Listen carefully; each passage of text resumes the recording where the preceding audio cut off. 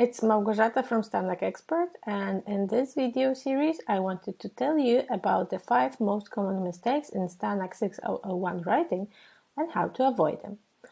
In today's episode I will tell you about the 2 of them, the content and the logic. Let's start with the content. What are content mistakes? Content mistakes are all the mistakes that are connected with what you actually write about in your piece of writing.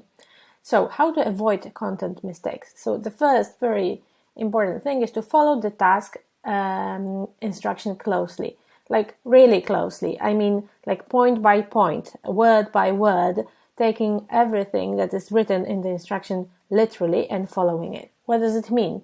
For example, use the required functions. What do I mean by that? So, for example, if the instruction says suggest a solution, then you should be using expressions and words that are used for suggesting.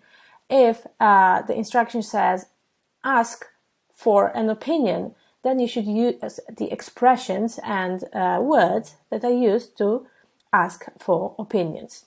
That's it. Okay, and the next point is sticking to the topic, which people very often forget about and do it unintentionally. For example, if the topic is very interesting to them, or they have a very broad knowledge on the subject, then they tend to digress a little bit, even unintentionally. So what to do to avoid this? Well, the solution is simple: plan ahead. So before you start writing, plan what content you are going to place in which paragraph of your text. All right.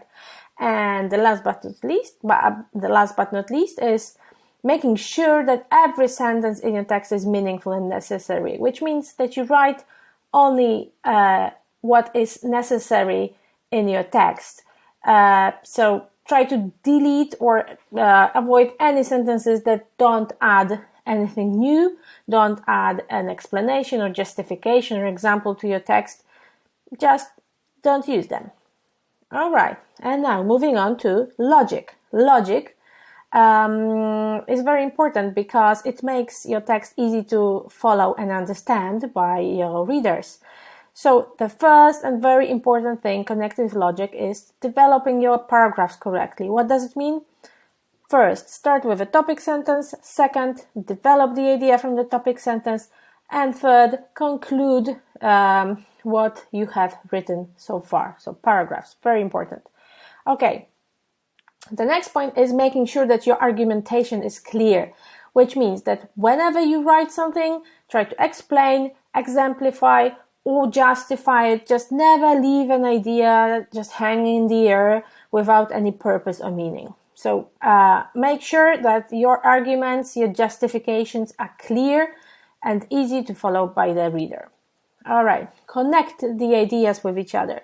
So this is about using linking words, in fact. Show how one sentence is connected with the other, for example, by showing consequence or by showing the reason for something, example, addition. And that's what the linking words are for.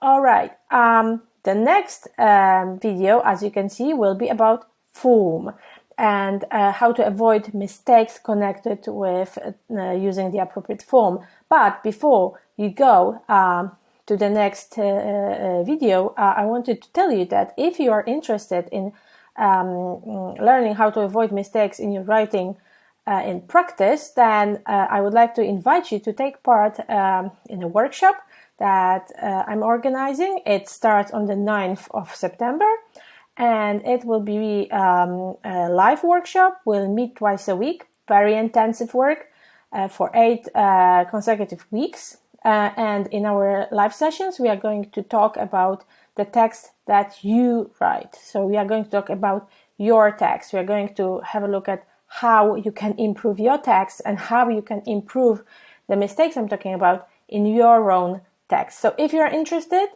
check the details below and sign up for the nearest edition of the Level 3 Writing Challenge. Okay, see you there. Bye-bye.